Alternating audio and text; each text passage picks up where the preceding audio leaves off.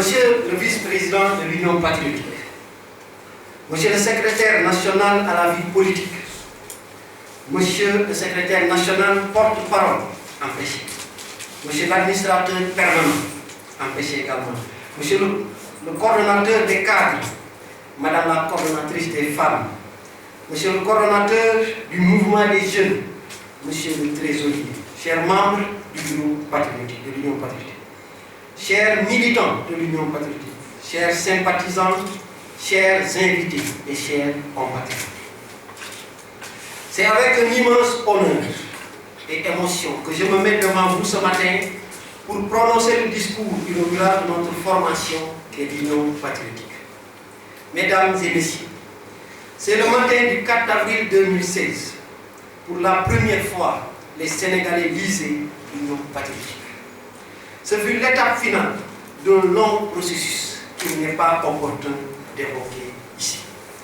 Mesdames et messieurs, avec votre permission, je voudrais rendre un vibrant hommage à tous les dignes fils de ce pays qui ont contribué de près ou de loin à faire de ce pays ce qu'il a de mieux. Cela m'oblige à commencer par nos ancêtres, en passant par ceux qui ont lutté pour son indépendance politique et ceux qui ont travaillé et qui travaillent encore pour que nous puissions aujourd'hui nous mettre à cette place au nom du Seigneur. Mesdames et messieurs, des milliers de Sénégalais se posent les questions suivantes. Quand est-ce que le Sénégal va sortir de la mer? Nous sommes dans une salle climatisée, mais nous ne sommes pas. Le Sénégal n'est pas à l'instar de cette salle. Et nous avons tous des parents dans les endroits qui traversent des moments difficiles. Et ces moments difficiles ne sont pas des moments exceptionnels. C'est des moments malheureusement permanents, où ils font face à des difficultés primaires pour tout simplement vivre en tant que Sénégalais. Et parfois, ils se posent la question, est-ce que je suis Sénégalais? Parce que si je suis Sénégalais, je dois au moins sentir que j'appartiens à ce pays et que l'État puisse m'apporter un soutien, un tant soit peu. Mesdames et messieurs, les Sénégalais se posent les questions suivantes. Quand est-ce que le Sénégal va se développer? Quand est-ce que nous allons prendre notre indépendance politique et économique de manière effective? Quand est-ce que nous allons penser et élaborer notre modèle économique? Quand est-ce que le Sénégal aura une administration citoyenne? Quand est-ce que ce pays va changer? Et sur qui les Sénégalais peuvent compter sur cela? Quand est-ce que le Sénégal fera de l'industrialisation de la production de nos produits alimentaires et des mines des priorités économiques? Quand est-ce que les villages du Sénégal seront une véritable préoccupation des hommes politiques?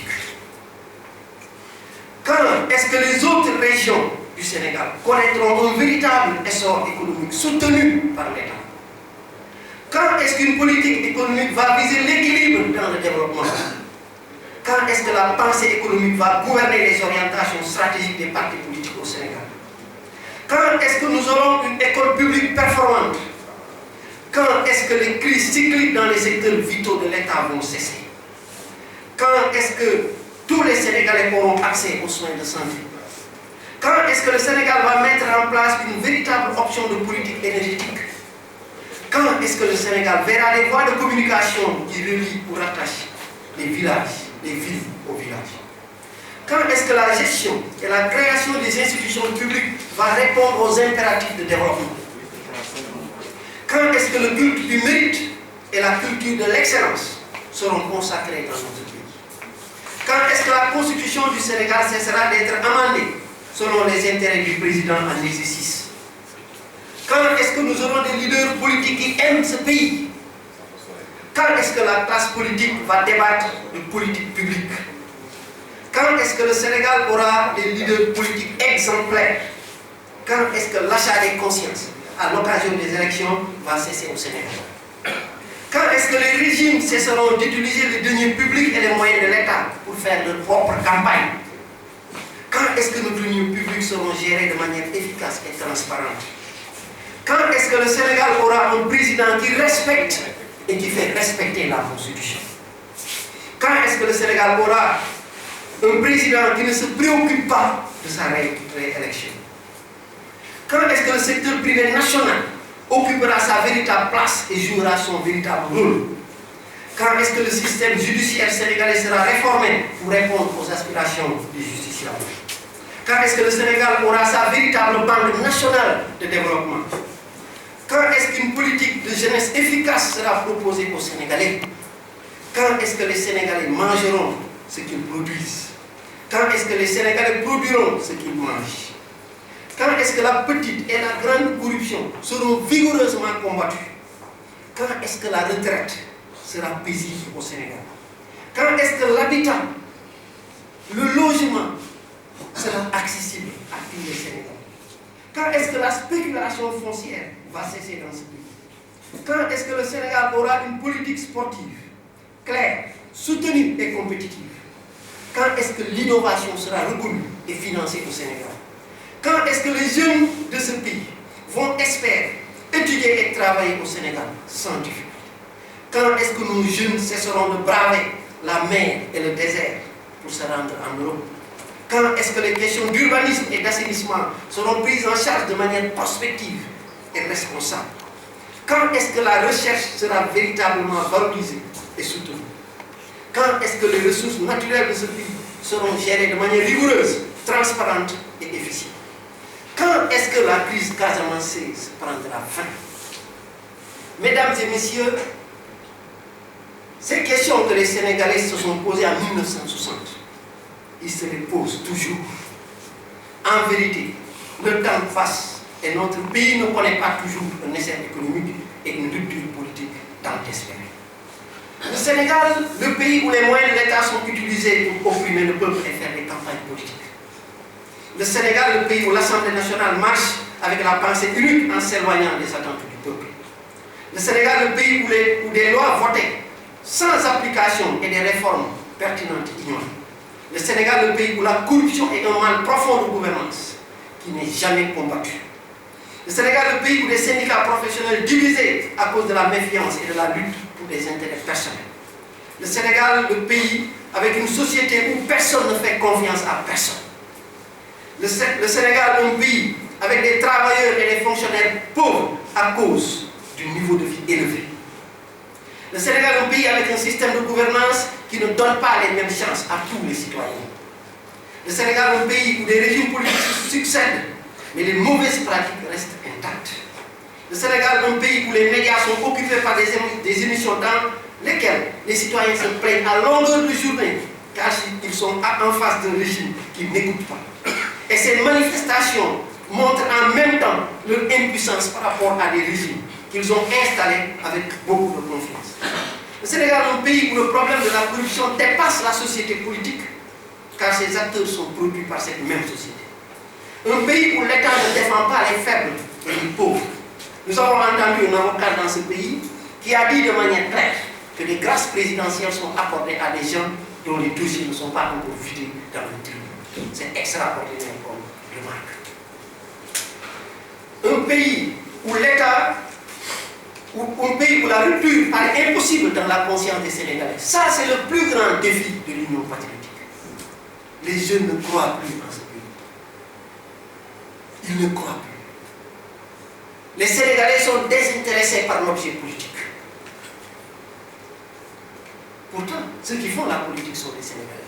Mais on ne se croit plus. Pour quelle raison?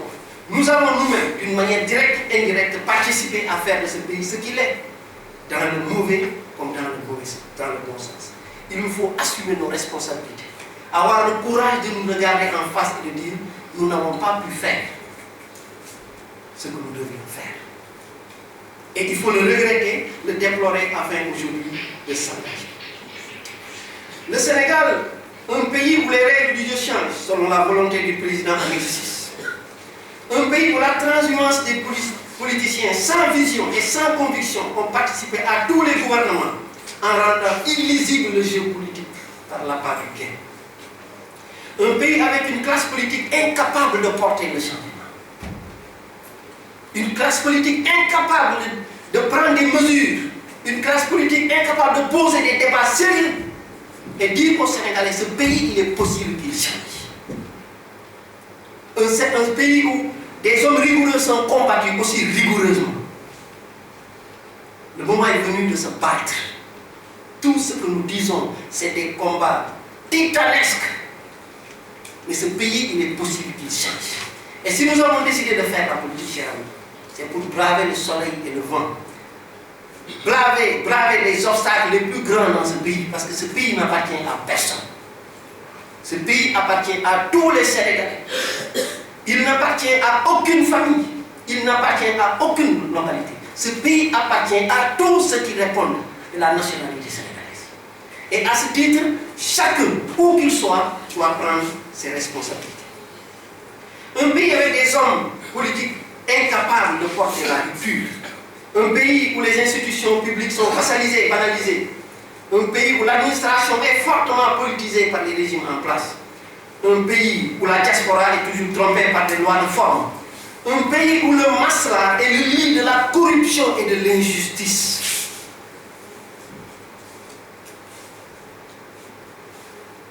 On peut faire du masla dans ses affaires personnelles, mais on ne peut pas faire du masla avec les affaires de l'État. Et dans ce pays, il faut que l'on fasse revenir la rigueur de l'État. Li ma moom mën naa ci def li ma neex waaye li ma bokk ñëpp dafa naan leer. Ça ne sera pas facile, mais dans ce pays, il faut que la règle revienne. Il faut que la chose publique soit reconnue comme telle et que ça n'appartienne à personne. J'aime le dire, le Sénégal n'est la propriété privée de personne. Un pays où le masla remplace l'excellence et le respect de la loi.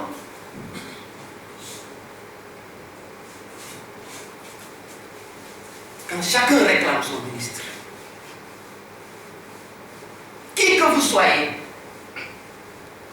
on a droit à un ministre. Mais en disant on a droit à un ministre, en même temps il faut reconnaître à l'autre son droit aussi d'avoir son ministre. Il faut ramener l'équité et la justice au sein de l'action publique. Et ça, c'est un engagement de l'Union patriotique.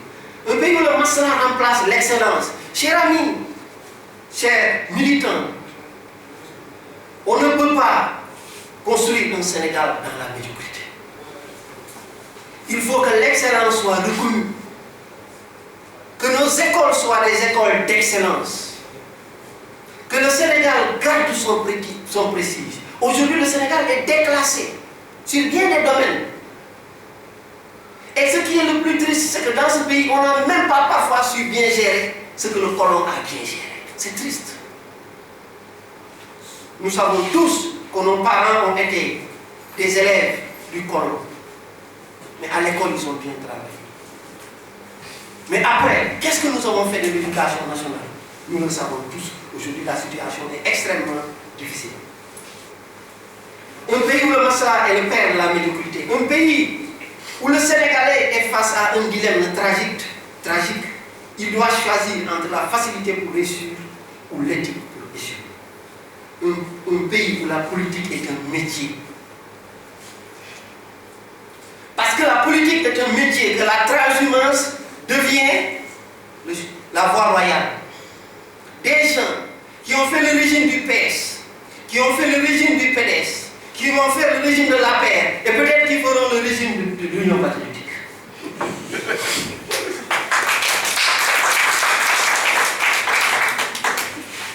C'est cette classe politique qui est incapable de porter la rupture. C'est cette classe politique qui est incapable de porter le changement. Chers amis, aujourd'hui nous avons le devoir de prendre la destinée de ce pays en main.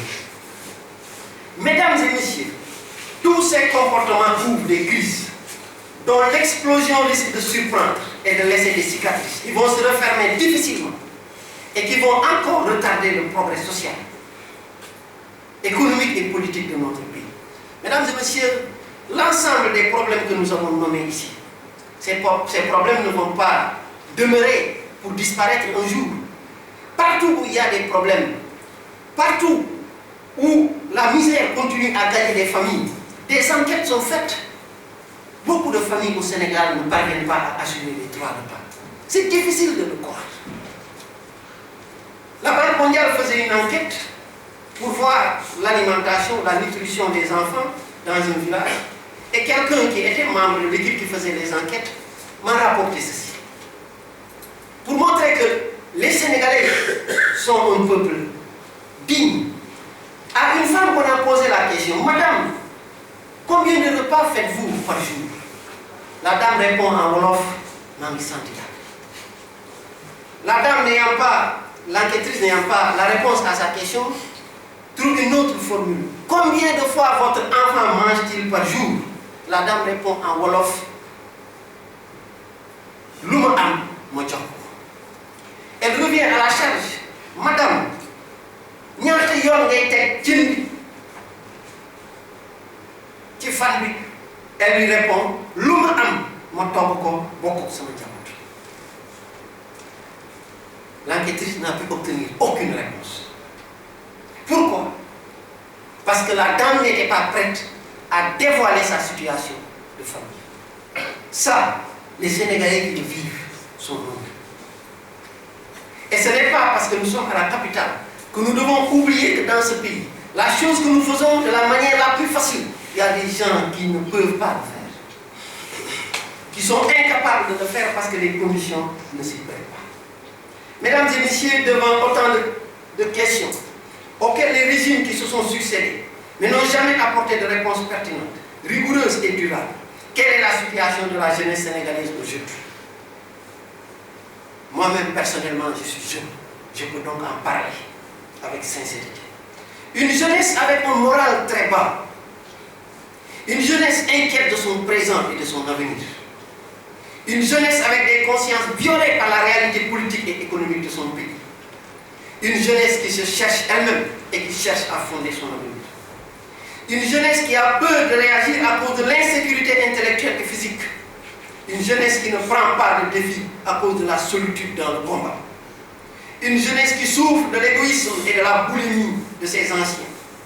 Une jeunesse qui souffre de la corruption et vit ses conséquences sociales. Une jeunesse qui cherche à être pistonnée à cause d'un système corrompu et verrouillé. Une jeunesse qui ne croit plus à l'avenir. Une jeunesse avec des consciences emprisonnées. Une jeunesse sans référence solide. Ce qui est triste aujourd'hui, les jeunes Sénégalais évoqueront des références qui ne sont pas sénégalaises. Ils vous parleront du président Kennedy, ils vous parleront du président Obama, ils vous parleront de d'autres références. Et c'est triste. Et ça, c'est de la responsabilité de chacun. Une jeunesse qui ne croit plus au changement. Quand j'ai parlé de l'idée de lancer l'Union patriotique, j'ai reçu énormément de messages qui me disaient « Je vous encourage, le chemin sera long ». Et vous sentez les gens dans leur intimité ont peur de la pratique politique dans ce pays. Ils ont peur, certains ont même pitié de vous. Parce qu'ils ne savent pas ce que vous allez devenir. Certains se disent, est-ce que même des résidences Mamoun, après son discours, il va sortir vivant? Des fonctionnaires opprimés dans leur bureau, ils ont peur de parler. Ils subissent des réalités qu'ils ne peuvent raconter à personne. Des écoutes téléphoniques illégales. Des dossiers pendus pendant en justice dont on ne connaît pas la fin. Une jeunesse qui ne croit plus au changement, une jeunesse qui ne croit plus au bonheur que doit apporter la politique au pays, une jeunesse qui ne croit pas à la volonté de l'État de faire changer ce pays, une jeunesse qui ne croit pas à la volonté de l'État de combattre la corruption, une jeunesse qui ne croit pas que l'État donne les mêmes chances à tous les citoyens. Mesdames et messieurs, la pratique politique au Sénégal, si elle était une personne, elle devrait être traduite devant les tribunaux. Car elle